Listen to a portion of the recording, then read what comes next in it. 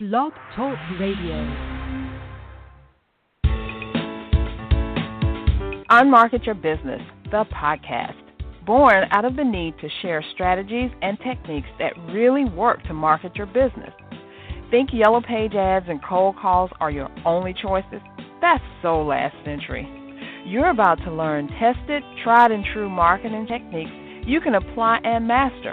Ones that feel authentic instead of salesy. Strategies that are true to who you are and how you want to present yourself to your ideal clients. Let's join our host, Carol Joyce Dunlop, in the studio now and allow business success to move forward. Hey, everyone. This is Carol J. Dunlop, your host for Unmarket Your Business podcast. I hope that you are doing well, and I hope that you are recovering from the Black Friday weekend, Sell Something Sunday, Small Business Saturday, Cyber Monday, Giving Tuesday, all that stuff, because we're just like a couple days away from it, and some people have not recovered quite yet. It was so funny. I sent an email. I replied back to an email that I got from someone, and I said, I'm still in recovery, and she said, oh, I hope everything's okay. I was like, girl, it's just trying to recover from the shopping stuff. So I hope that all of you are recovering. We have a nice, easy show today. I have a very special guest. Tacoma Anderson is joining me today to talk about her. She's going to be, a book is releasing shortly, and then she has another book out that she's actually going to talk about, her poetry book. And I thought it was a perfect time to showcase her because she has done some unique things to market her poetry book, and I wanted her to share them with us all because, you know, we're all about marketing. We're all about really unmarketing and doing the things that we need to do to get us out there in front of our audience. So without any further ado, I have to tell you that Tacoma, she may seem a little sleepy, but no, she's not. She's actually wide awake. But she is calling in today live from Japan, where it is like almost 3 o'clock in the morning there. So I really, really, really thank her for this. She is awesome to do this. So this was cool because I did give her the opportunity to record it, and she was like, nope, I can do it live. So, hey, that's what you got to do to sell your book. You got to be determined and do some uncommon things. So, Tacoma, how are you doing this early morning? I am very blessed, and how are you? I am doing great. Thank you so much for joining me today and for, rearranging your schedule, getting out of your bed and drinking some Coke and, having some water and stuff so you can be alive and alert to tell us all about this book and marketing it. So before we get started, why don't you tell us a little bit about yourself and how you came to write this awesome book?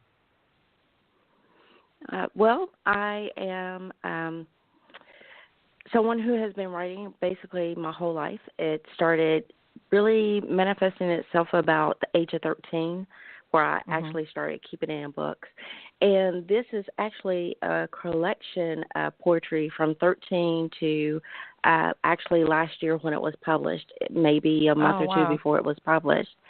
But it was a book of poetry that I was journaling. It was never intended to be shared. However, when people would go through some situations and it was something I had already experienced or someone near me had experienced, what I would do was share a piece of that poetry work with them.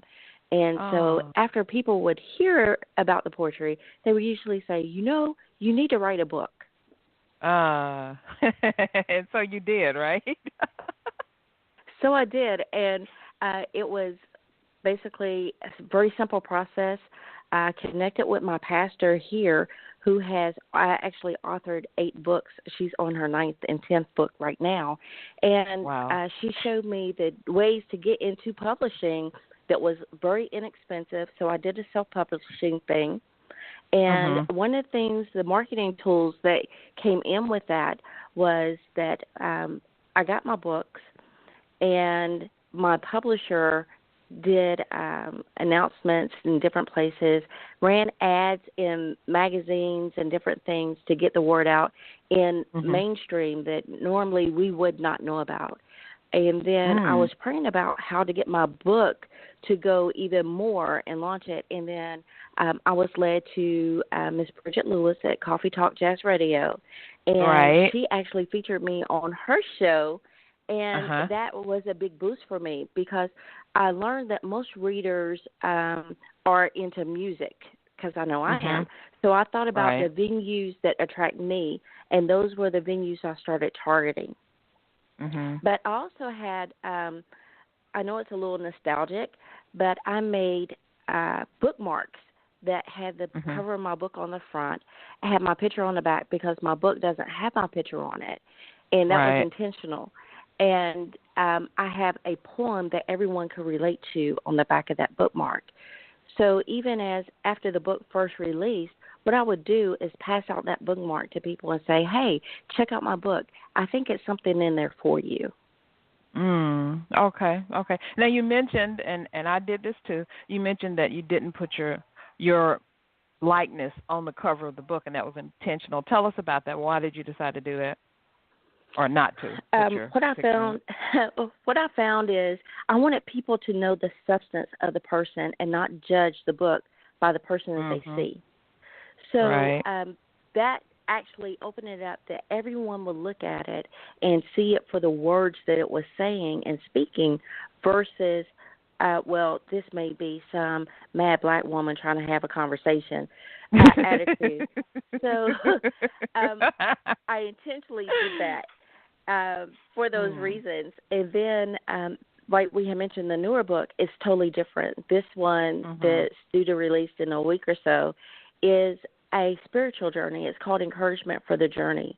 And it is basically a song of the day, the word of the day, scripture reading of the day, and then it's a little edification of the word or exhortation from me and a prayer that I wrote. And that was birthed out of just me sharing my morning devotion with either close friends or coworkers and even encouraging my son with it. So just compile that all together. And what people don't realize is your gift is very easy for you to market. Only thing you have to do is put it together. I love that you said that. You're right. Your gift is very easy for you to market because now you've put out a poetry book and then you have this spiritual journey book. But both of these books are kind of like non-mainstream. They're not a how-to. They're not a memoir. They're not something that you'd normally look at, but still you found a way to get into the marketplace and to tell your story, be of help and assistance to people. I love that. I think that's totally awesome. Now tell us more about you kind of went over it like really quickly. What are some things, I think you said that people wouldn't normally know about advertising in, that you put your book in? What are some of those things that you did? So one of the things I mentioned is I targeted radio stations to get the book out. I targeted magazines to get the book in different magazines in different mainstreams, like medical magazines, places you wouldn't normally think you get it in, lawyer magazines, because those are a group of people that normally would read poetry or something in their downtime. But I also looked at different venues. I made sure that it was published on Instagram. I took the time to make a Facebook page for the book itself, titled the same as the book. And Facebook has this opportunity for you to market your book, and you can target the areas that you want to do it by sponsoring your page and run an ad for about 7 days periodically, maybe every quarter, to keep people in know of the book. The other thing was, from my publisher, I had little e-books on business card-looking marketing tool. And what I would do is the common practice, the oldest marketing tool in the world, which is introduce myself to someone, share that. It's a free book for them. But what happens is word of mouth actually spread the book. So when it initially released, I have friends in different countries because of my previous military experience. So every place that my friends were, the book went out in that area. So then if it's on their coffee table, it is a conversation piece. And then people start buying it. That's true. That's true. Now, do you have a thing, like when they open up the book, is there a place for them to say if you want to buy your own copy, you can buy it here or something inside the book? Is there a link or something? Actually, no, it's not a link inside the book. It does have the publisher's information inside the book, and you can get it directly from the publisher. But you can also go to Amazon.com, do a search for my name, and do it there. I have an AuthorsDen.com page, and you can go into the link there and purchase it from AuthorsDen.com, and it'll take you directly to either Traffic Publishing or it will take you to Amazon.com. And if you want an autographed copy, you can hit me up on my author's page or my Author's Den page. We will work out the details on how you can pay me through PayPal, and I will send you a book directly autographed personally from me. Oh, that's awesome. Now, are you on Goodreads also? No, I haven't heard of that one, but I will look at it now that you mentioned it. And I had never heard of Authors Den, or I'm not on Authors Den yet, so we just exchanged some information. So tell us about Authors Den. What is that? Is it a fee to be a part of it, and how does it work? Authors Den is a very great thing. I've been on AuthorsDen.com for about 12 years or more, and I started out as a free thing for me, and mine is still free. But you can actually boost just like you can on Facebook. But now they started a review. So you can actually have your books reviewed by other authors, and they will do reviews on your page. The first book that I've written is called The Deepest Part of Me, Echoes of My Soul, was reviewed by U.S. Book Review. And and it also received the Trafford Seal, which means that it's something at a level of quality of reading that the publishers could see it going very far. The other thing is when the publishers read this book, they actually submitted it for nomination for, I believe it's called a Hoffman's Award. It didn't win this year, but it has the capability of being at that level of literature. Oh, that's great. That is awesome. Now, let me tell you and everyone else out there about Good Deeds. Good Deeds, I've known about it for a while. I haven't been on it for that long. It's a free thing. It's like a social media Facebook for books. And you go in and you can friend people, and you can put your book up there, and you can also recommend other books for people to read. So it's like a book sharing type of thing. You can get an ad on it, or make friends. Or there's some pretty high quality or whatever people that followed me because of my book, and I'm like, ooh, that's pretty cool. And you get people who have done these great things, and then they follow you, like, wow, that's pretty cool. Just shows us that we are great, and we just don't realize it sometimes. So you could get on that. Go ahead. I tell people all the time, especially people who have a life for Christ, that greatness is in you, so greatness has to come out of you. And oftentimes we're so focused on how we want people to see us versus being transparent. Like both of the books that I have written so far, and the third book that should come out next year is very transparent, so people can relate to it. And I found that when people can relate to your product, then it makes it more marketable as well. Exactly. Now, tell me this. Why did you want to get your books out into the world? Are you on the entrepreneurial track, or is it something that's just resting down in your soul and you wanted to get it out there? So what's like the end game for your book writing? For me, it was a ministry tool. It's a way to help others see how I was helped in the process. And one of the things about your gifts, like I had mentioned, your gifts are profitable for you.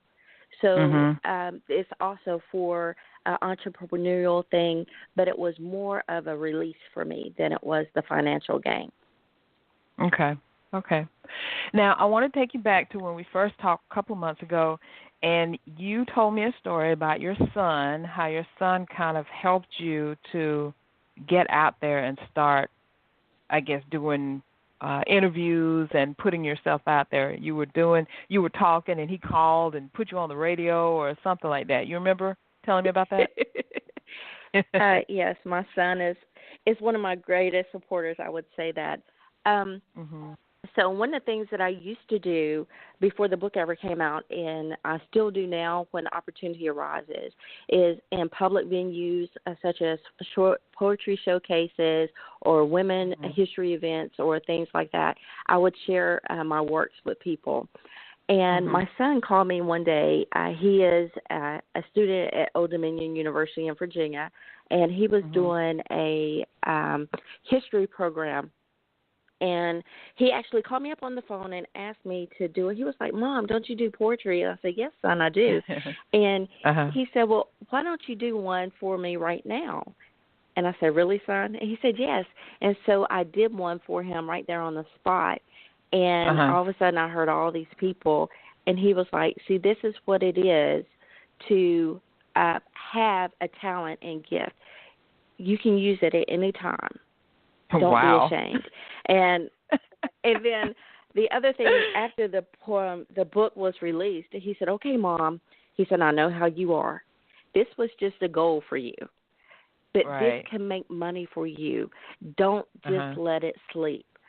So I would encourage anyone out there who is reading or has written a book or has other ventures that they're doing in business, don't let it lay dormant. Once you get started with it, it's a fast-moving train. You got to stick with it.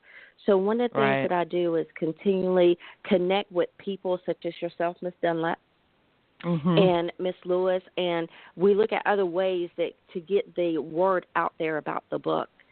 So that's some of the avenues that we're doing. And my son was giving me, he's a marketing major, of course, so he's giving me pointers on how to get my book out.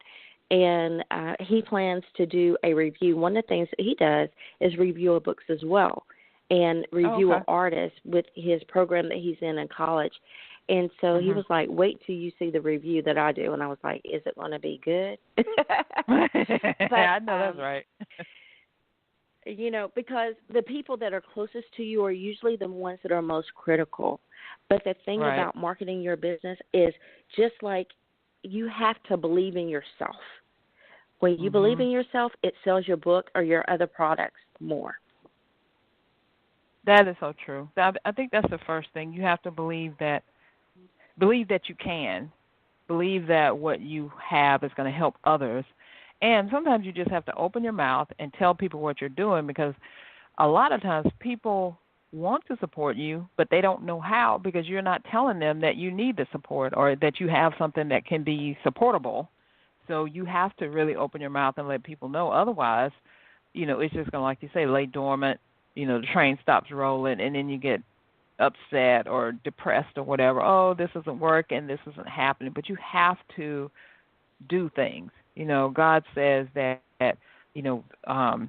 faith without works is dead. So you have to put action behind it, or it's just going to sit there. Right. You're like the what is it?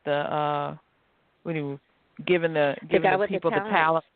Yeah, the talent. Right. And the one who did something about the one who just went and buried it, just held on to it. He was like, "Well, what good is that going to do? Get out there, let's grow it, let's do something with it." Because, without you putting this book out, this poetry book out there, and your new book that shows a spiritual journey, so many people are going to be touched by that, and they couldn't be touched unless you put your book out there, unless you did it. So you'd be congratulated for that. Thank you. The other marketing tool that I did is everyone that I gave a book to, because sometimes you have to, this is an investment in yourself, and that's how you have to look at it. Right. You're investing in yourself, and you're investing in your vision and dream. So I would sow into other people's lives when they would share something with me, and I was like, there's a poem in this book that you could relate to, I'm pretty sure. I'm going to give you this, but I want to ask you to put a review on my page. Right. How many reviews do you have now? On Amazon, I have 3. On my Author's Den page, it's several people that have, I didn't even count how many are out there, but they have been putting reviews on my Author's Den page for over 12 years. And they're all positive reviews. And that's the thing. Don't get discouraged when you do get that negative review. Everyone is not going to see the vision the way that you do. Right. But for the people that you are targeted to and really, really have the need for what you're offering, they will be able to receive it.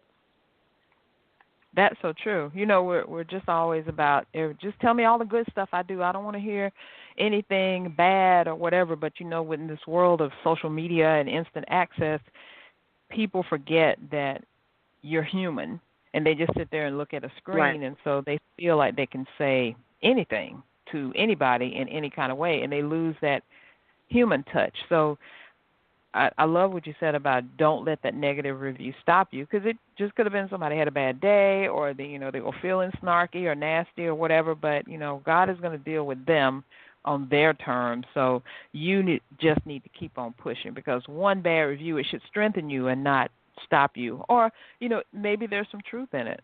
Maybe there is some truth, a little bit, not that it's bad, but you take it, you look at it, you take it for what it is. It's not, cutting you off at the knees or anything, and just keep on rolling. Because in this day and age, you have to be able to do that too. You have to be able to do that. This is true. And I will share this. When I was in high school and I was writing poetry, there was a young lady that was very close to me, and she did not comprehend the things that I was writing because it was on a deeper spectrum than what we were dealing with in high school. Right. But she was like, I don't even understand why you write this. Nobody will ever want to read it. That became my driving force to get at least one of my poems published, because I knew that it was greater than where I was at. And so I got my first poem published in, I think, in 2000, 2001 time period. And then I was nominated for different awards with the International Library of Poetry. And that's where I first started getting publishing. And then it was an encouraging thing for me. So sometimes you have to start small before you get to the big part. My desire is to one day become a New York Times bestselling author. It's a big dream. But guess what? I have the ability to do it because I believe in myself. Yes, you certainly do. I mean, the thing is, just up until maybe less time, I don't want to say 10 years, at the most 10 years ago, you couldn't publish a book like you do now. Now you don't need an agent, you don't need a publisher, you don't really need anything. All you need is just whatever your book is about. You go up to Amazon, you do your thing, you get some other things together, boom, your book can be live in like 24 hours or less. That is so powerful. I don't think that people realize how powerful that really is, because that stopped a lot of people, because they would have to send out their manuscript and get it approved and find an agent, and now you don't have to do any of that. You don't have to do any of that. True. You can have a published book, and you can become an author. It doesn't mean that you're good, but it means that you can have a published book. So now you have to go back, just like anything else, and be great at what you do. So I'm sure that what you've done is, if you looked at a couple of poems that you did, 12, 15 years ago, they're not the same as the poems or the writing that you do now. Right. And the deepest part of me echoes in my soul. You can actually see the growth process in the poetry. You can see how at one point I would have responded in a negative way. But the beautiful thing that I noticed in this healing process that is now called a book is that each time I came back to Christ, my Lord and my Savior. And that is how I made it through. The other thing that I did to market my book was it's in hard copy for people like me that need to turn the pages, but it's also electronic. So make sure that when you market your product, you make it available in every media stream that will hit a different type of person that you really want to target. Yes, I love that you said that, because people learn in different ways and people experience things in different ways. I may be able to read something on my computer or on my iPad or whatever sometimes, but I do also like turning the pages in a book, and sometimes I may want to just listen to it via audio. So if you make it available so that other people can read it in different ways, or consume it, as we say, in different ways, then you're going to be a step ahead of the crowd anyway. I agree. So what's next for you, Tacoma? What you got going on coming up? So what's next for me is going to be my third book, and it's called Becoming the Woman That God Intended Me to Be. And it's a very transparent book about the processes, the bad choices, the good choices, the spiritual journey, becoming the person I am today, which is an ordained evangelist and an ordained pastor, and how God ministered to me through different people, because he always uses people, and how there was people that tried to discourage me, people that tried to kill the vision, people that encouraged me and pushed me into the vision. So it's a transparent book to help people who are on that spiritual journey know that they have a call, know that they have a purpose, and trying to figure out how I get there without being frustrated. Oh, I love that. I love that. And I love that you're so transparent about being a Christian, you know, being a servant leader, which you are a servant leader, putting that up front, because it's not something that you have to just ram down somebody's throat for them. I'm a Christian. It just comes across in how you present yourself, how you talk. Even the first time you and I spoke a couple of months ago when we were talking about getting on the show and everything, I could feel it. I could feel the vibe through the phone, you know, all these million, I won't say million, but thousands of miles away, apart from each other.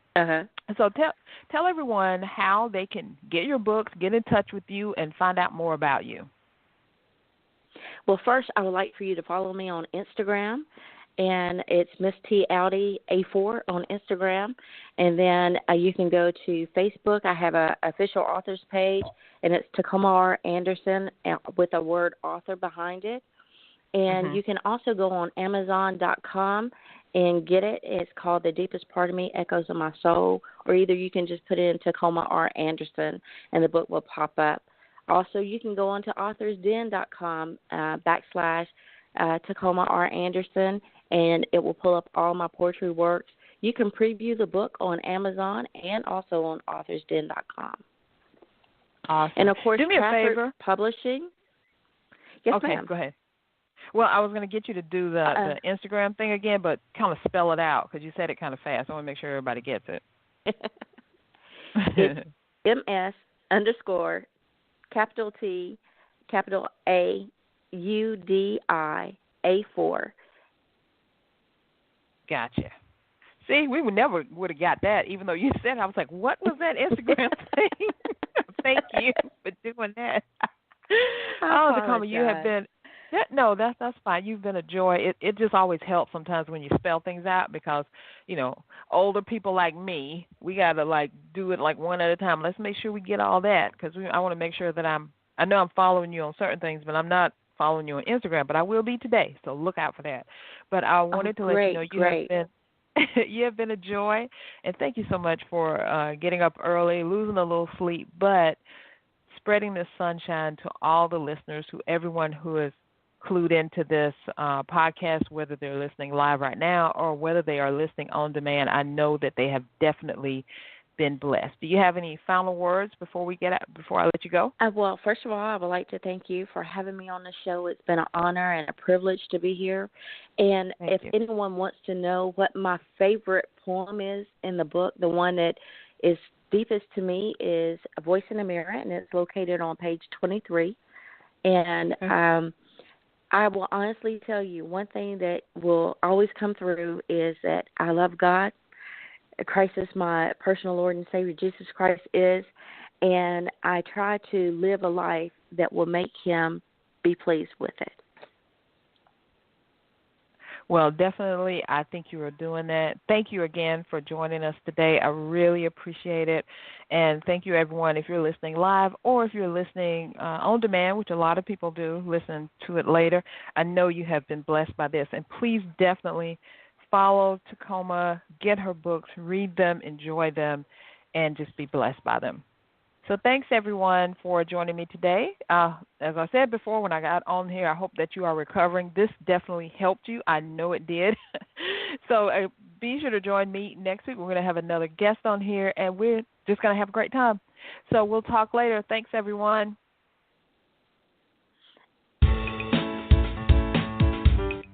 Thanks for listening. We truly appreciate it. For information about guests, products, or services that were mentioned in this episode, log on to our website at www.csicorporation.com/unmarketing. To learn more, get a glimpse of our upcoming schedule, and join the unmarketing nation of entrepreneurs who are using marketing techniques that work right now. Until next time, keep moving forward.